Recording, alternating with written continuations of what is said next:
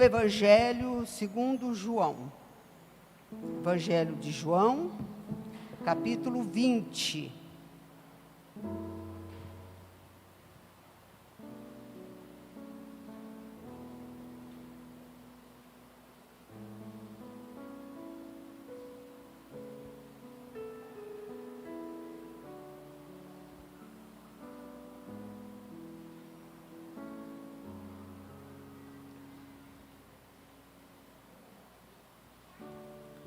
Capítulo 20, nós vamos ver versículo 19 e alguns versículos.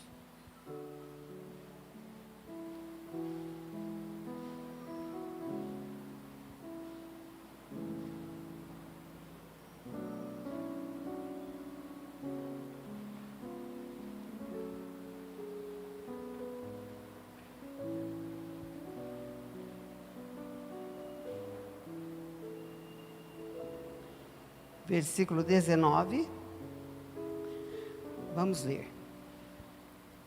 Chegada, pois, a tarde daquele dia, o primeiro da semana, e cerradas as portas, onde os discípulos, com medo dos judeus, se tinham ajuntado, chegou Jesus e pôs-se no meio, e disse-lhes: paz seja convosco. E dizendo isso, mostrou-lhe as mãos e o lado, de sorte que os discípulos se alegraram, vendo o Senhor. Disse-lhe, pois, Jesus, outra vez: paz seja convosco. Assim como o Pai me enviou, também eu vos envio a vós. E havendo dito isso, assoprou sobre eles, e disse-lhes: recebei o Espírito Santo. Vamos ler agora o versículo 26 até o 29, do mesmo capítulo 20. E 8 dias depois, estavam outra vez os seus discípulos dentro. E 8 dias depois, estavam outra vez os seus discípulos dentro, e com eles Tomé. Chegou Jesus, estando as portas fechadas, e apresentou-se no meio e disse: paz seja convosco. Depois disse a Tomé: põe aqui o seu dedo e vê as minhas mãos. Chega a tua mão e põe no lugar do meu lado. Não sejas incrédulo, mas crente. Tomé respondeu e disse-lhe: Senhor meu e Deus meu. E disse-lhe Jesus: por que me viste, Tomé, crestes? Bem-aventurados que não viram e creram. Que Deus abençoe a leitura da sua santa palavra, e que o Espírito Santo de Deus fale aos nossos corações nesta hora. No nome de Jesus, digam todos: fala, Senhor, porque a tua igreja ouve. Amém. Glória a Deus. Pode se assentar, irmãos.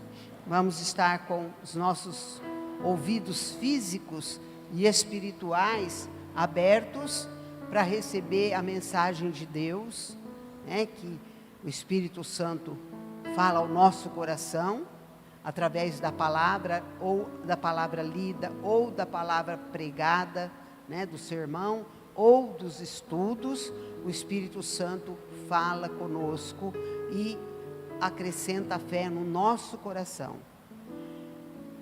E aqui nós vemos a fraqueza dos discípulos, e a palavra de Deus, ela é maravilhosa por isso, porque a Bíblia não foi compilada, escrita, né, e teve tudo preparado por Deus, porque nem tudo que Jesus fez, falou, todos os milagres, ficaram registrados, mas foi separado de uma forma que o mais importante, o necessário, ficasse aqui, tudo aquilo que nós precisamos para poder agradar a Deus, para poder ter uma vida bem-sucedida, para ter uma vida de graça, uma vida de poder. Deus já via mais lá na frente, até desde o princípio, quando, né, era escrito em pedras, aquelas dificuldades, depois pergaminhos, e quando Jesus veio, que ele ia às sinagogas para estar lendo as escrituras, era só ali que era permitido, ou melhor, não tinha, né, os pergaminhos eram os que foram escritos, estavam ali, e não tinha acesso da pessoa levar para casa. A pessoa ia lá como uma biblioteca, né? Chegava ali, ele escolhia a parte das escrituras que ele queria ler, o Antigo Testamento, né? Até então não tinha o Novo Testamento, porque o Novo Testamento quem trouxe foi Jesus, né? O novo mandamento vos dou, uma nova dispensação, Jesus trouxe, que tudo então se iniciou com Jesus, mas tinha o Antigo Testamento.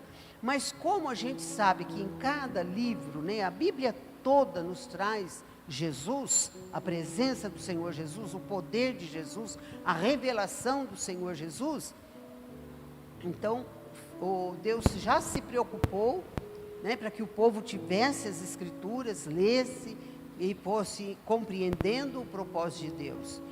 E Jesus, então ele tinha o hábito de ir e ler as escrituras, porque Jesus também queria ser exemplo, né? Queria dar o exemplo para os seus discípulos, para que os discípulos também pudessem dar o exemplo a outras pessoas, até chegar até nós, né? Muitos têm hábito de ler a Bíblia diariamente, né? Outros de ler a Bíblia toda. Até ontem nós tivemos, né, participando do encontro de casais, lá na segunda igreja, do pastor Adriano, e ele convidou um dos nossos pastores, superintendentes, membro do conselho, que é o diretor estadual de casais. Então eu fui lá para honrá-lo, para recebê-lo também, né? E na sua palestra ali, que ele estava falando sobre as escrituras, sobre a palavra de Deus, né? Então ele estava incentivando o conhecimento, né? Estar lendo a palavra de Deus.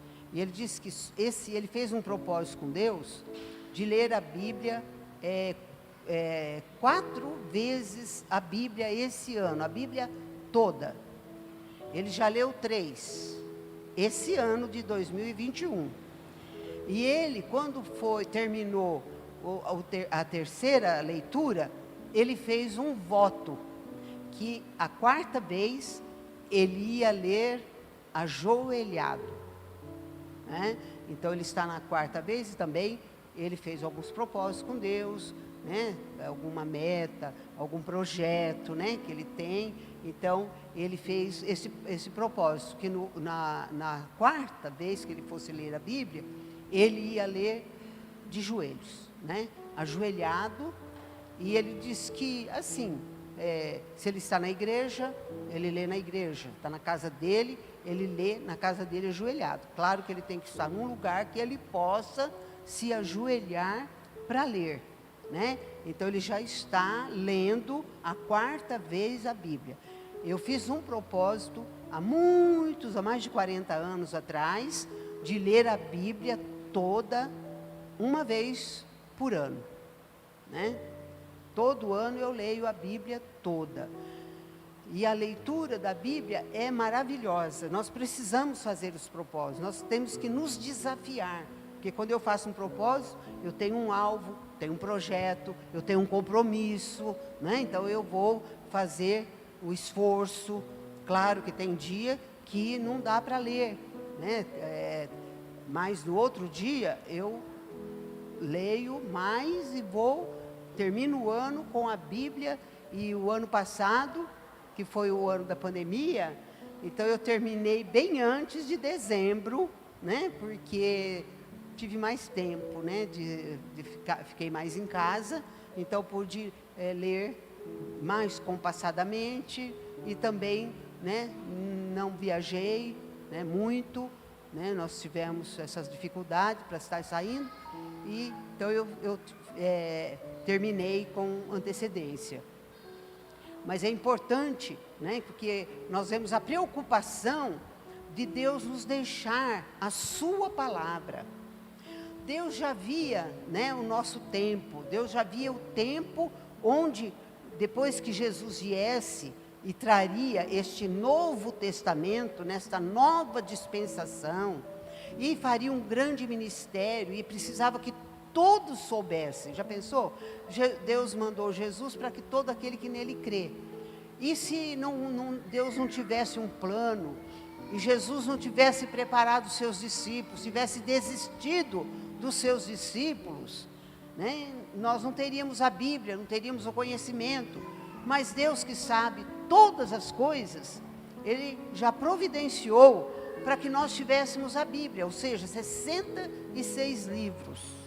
Né? Então eu tenho todos os anos, eu termino o ano com no mínimo 66 livros lidos. E olha que os Salmos, né, é imenso, né? É que às vezes fala, mas a Bíblia, uma vez uma pessoa me perguntou, que eu falei que eu lia no mínimo 66 livros por ano. Aí a pessoa ficou muito admirada. Mas que beleza, que maravilha, a senhora gosta de ler. Eu falei, leio. E quais são, assim, os livros, alguns dos livros que a senhora leu? Eu falei, Gênesis, Levítico, Número, Deuteronômio, Josué, Juízo. A Bíblia, sabe? Ele ficou decepcionado, né? Eu achei que ele ia falar, olha que benção, que maravilha, né? Muito bom, porque é o livro dos livros. É o livro mais lido, mais vendido, mais difundido. Me perguntaram um dia para a Rainha Elizabeth, qual o presente, o melhor presente que se dá para uma pessoa que a gente ama muito, uma pessoa especial. E ela respondeu, um exemplar da Bíblia Sagrada. Amém, irmãos? Não tem presente melhor. Presente que abençoa o corpo, a alma e o espírito. É o presente que vai ter valor para a vida eterna. Então é valorizar a Bíblia, valorizar a palavra de Deus. E eu fiquei assim muito admirada, porque, né, se tratava de uma pessoa que conhece, né, e ela não valorizou a leitura da palavra de Deus. Então, crie um hábito, comece a ler o Novo Testamento, pelo menos o Novo Testamento, o ano inteiro.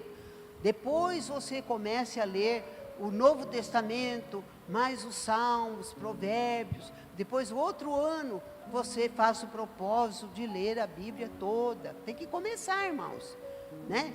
Eu, quando comecei a ler a Bíblia, foi um desafio que, num congresso de jovens, né?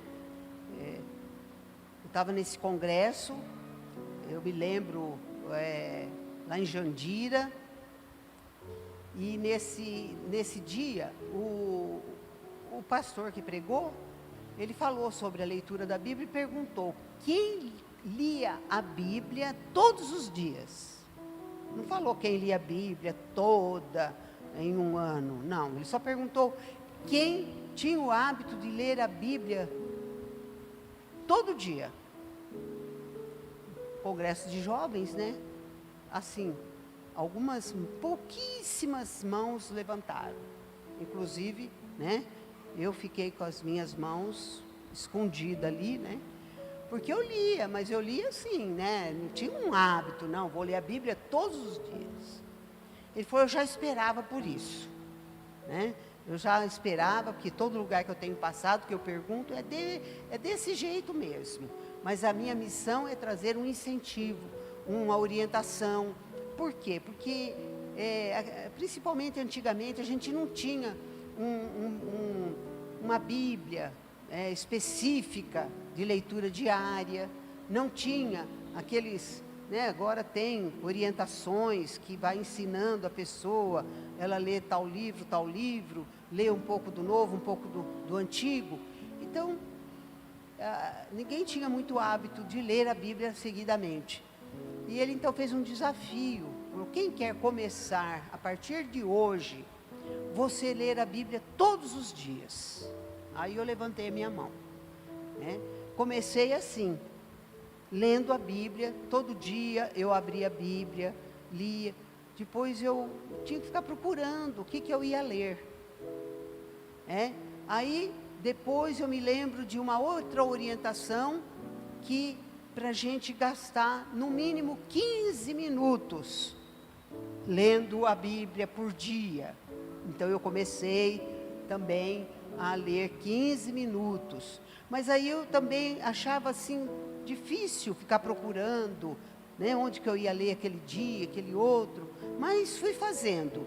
Até que um dia, né, foi lançado um desafio, quem queria ler a Bíblia toda durante o ano. Eu fiz, eu sempre aceitei os desafios, porque isso traz bênção, tanto em leitura bíblica, como em oração, né, que são a base, que são o alicerce da nossa vida, da vida espiritual. É importante nós fazermos a nossa parte.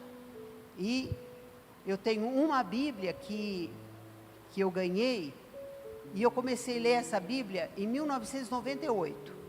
Mas antes, eu estava já lendo a Bíblia, né, durante o ano, e assim, acompanhando a Bíblia, começava, li e ia embora.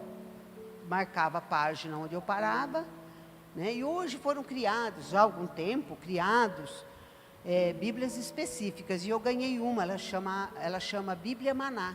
Eu não encontrei mais, a minha está muito velha, desde 1998 que eu comecei a ler aquela Bíblia, e só estou lendo essa, né, que eu tenho, que eu estou lendo atualmente.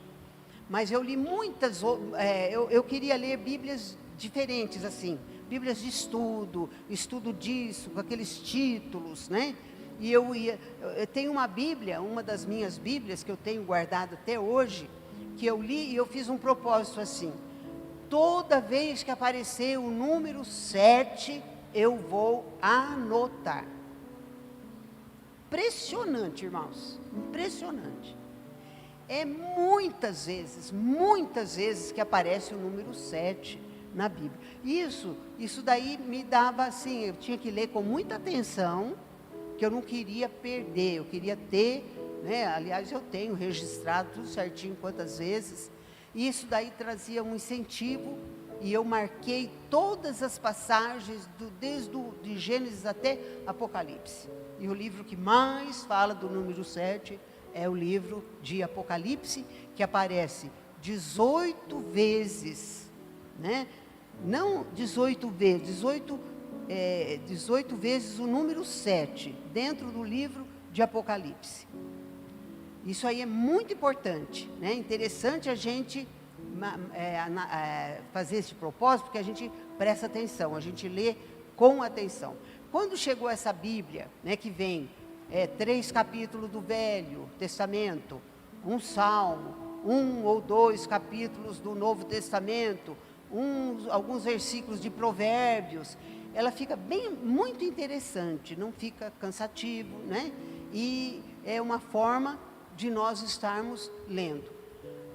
Às vezes eu até acho que é melhor eu fazer um outro tipo de estudo, para eu poder estudar mais, guardar mais, né?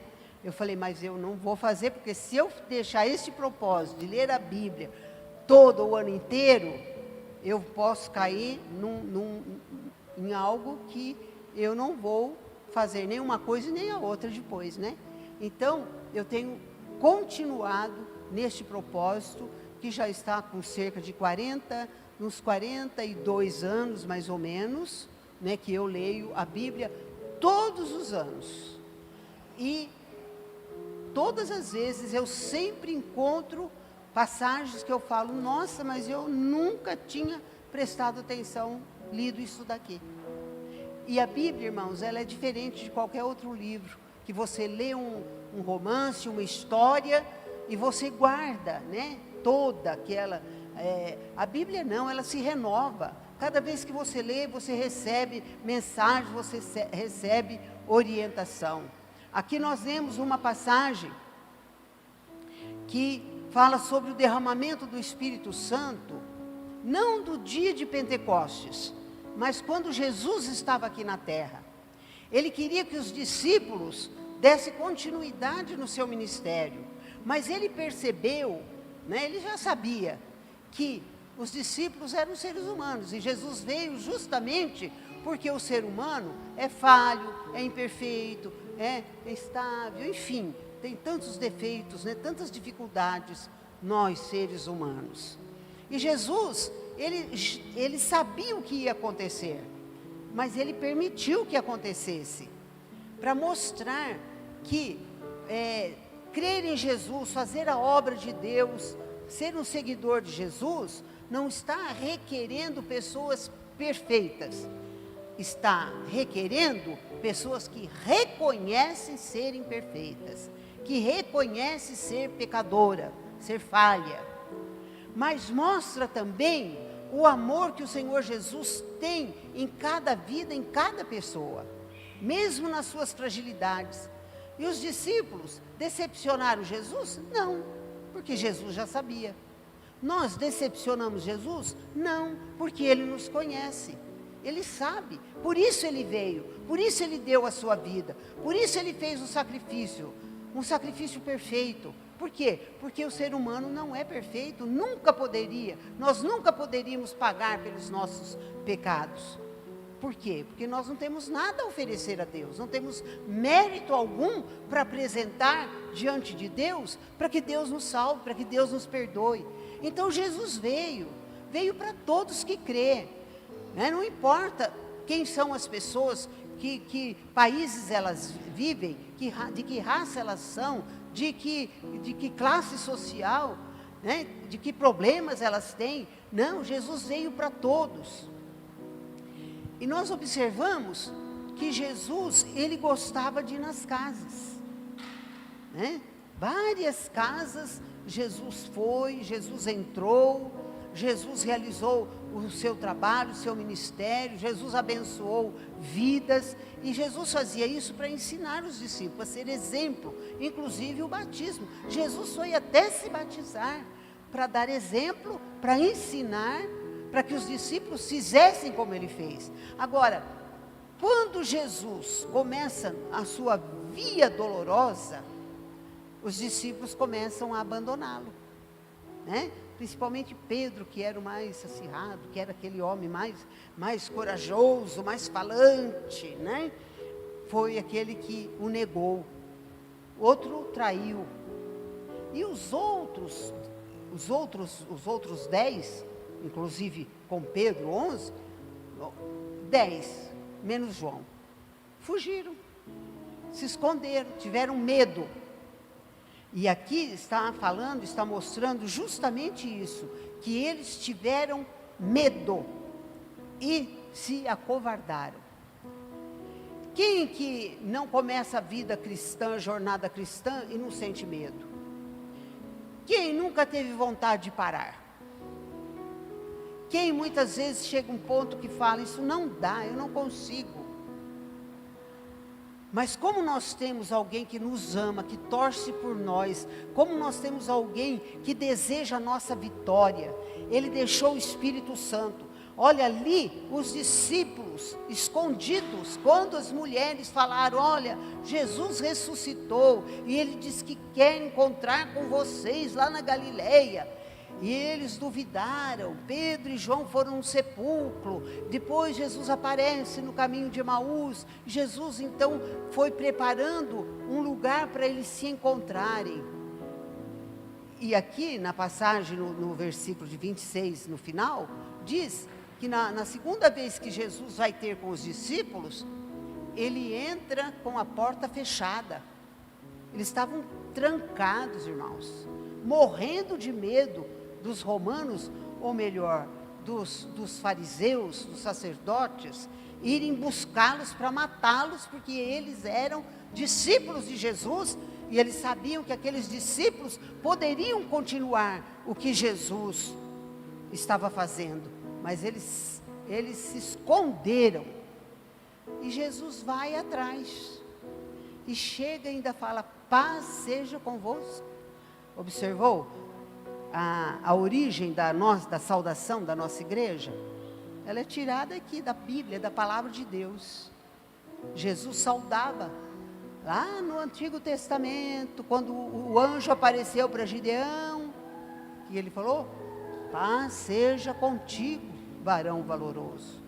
Muitas saudações com ou sua paz, ou paz seja contigo, ou paz seja convosco. E Jesus, aqui fala que Jesus entra e sopra sobre eles. Por que Jesus fez isso? Para fortalecê-los. Eles estavam acovardados, eles estavam cheios de medo, cheios de pavor. E isso ficou relatado, irmãos. Porque foi escolhido o que seria colocado aqui, porque senão, como João disse, o mundo não caberia o tamanho do livro que teria sido escrito, se tudo que Jesus fez e falou fossem relatados, fossem colocados aqui na Bíblia, né? Então, foi selecionado aquilo que nós precisamos, o mais importante. E isso aqui ficou registrado para nós sabermos que seguir Jesus existe dificuldades, existe quem desanima, quem cai, existe quem cansa, né? Existe quem se acovarda. Mas Jesus, ele morreu de braços abertos na cruz, e os seus braços continuam abertos para nos perdoar, para nos receber. E o Espírito Santo foi dado para quê, irmãos? Para nos fortalecer. Jesus veio, morreu, porque nós não podíamos morrer. Mas ele mandou o Espírito Santo, porque ele também sabia que sem o Espírito Santo nós não teríamos força. E ele viu isso nos seus próprios discípulos que andou com ele. Então o que nós precisamos? Buscar o Espírito Santo, ser cheios do Espírito Santo, e toda vez que nós sentirmos medo, que nós tivermos vontade de parar, de largar tudo, quando nós tivermos vontade de nos escondermos, quando nós tivermos medo, quando tivermos em situação difícil, saber que o Senhor Jesus nos conhece, que Ele sabe das nossas fraquezas, e que Ele está pronto a nos levantar, Ele está pronto a nos ajudar, a nos colocar de pé. Nada pode fazer com que nós retrocedamos. E a Bíblia fala, né, que aquele que está em Cristo está firme, não retrocede de jeito nenhum, aconteça o que acontecer. Então aqui, esta palavra, né, fala que Jesus, depois da sua ressurreição, ele vai atrás dos discípulos, porque ele precisava fortalecê-los. Estavam fracos, frágeis. Eles pensavam, se fizeram isso com o nosso mestre que fez coisas tão grandes, tão extraordinárias, o que não farão conosco? Se fizeram com o galho verde, o que não farão com o galho seco? E é uma realidade. Mas o Espírito Santo serve para quê? Serve para nos fortalecer. Eles foram cheios do Espírito Santo. E Jesus faz um desafio ali e perdoa Tomé, mas não deixou de advertir. Só porque você viu, você creu? Mais bem-aventurado, mais felizes serão os que não viram e creram. Nós somos bem-aventurados, irmãos, porque nós estamos crendo. Não vimos Jesus face a face, não andamos com Ele, mas nós cremos na palavra de Deus. Seja qual for a sua necessidade, o Senhor Jesus, Ele continua investindo em nós. Ele continua batendo na porta do nosso coração. Em Apocalipse 3:20 está escrito: eis que estou à porta e bato. Jesus dizendo: eis que estou à porta e bato. Se alguém ouvir a minha voz e abrir a porta, eu entrarei em sua casa, cearei com ele e ele comigo. Abaixe a sua cabeça e medite nesta palavra. Coloque a sua vida nas mãos de Deus. Creia que o Senhor Jesus está aqui para soprar sobre a tua vida, para te encher de graça, para te encher de poder, para te encher de virtude, para fazer de você um vencedor, uma vencedora, para fazer de você uma pessoa que vai se levantar, que vai se reerguer, que vai ser sustentado, vai ser perdoado, vai ser ajudado pelo Senhor. O amor de Deus é muito grande, irmãos. A paciência de Deus é muito grande. Ele não deu Jesus porque Ele esperava que todos se tornassem santos, perfeitos, justos.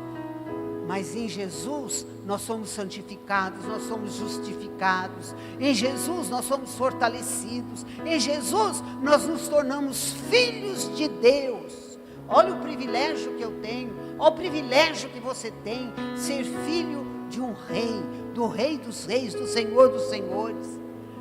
Ser filho do dono deste mundo, que criou todas as coisas. E ainda Ele nos promete herdar o seu reino. Somos co-herdeiros com Cristo do reino e da glória de Deus. Saiba que naqueles dias difíceis, aqueles dias que você está sozinho, está com medo, as portas fechadas, né? A porta do nosso coração, da nossa vida se fecha. O Senhor Jesus está com você e Ele envia o seu Espírito para acalmar, para consolar o teu coração.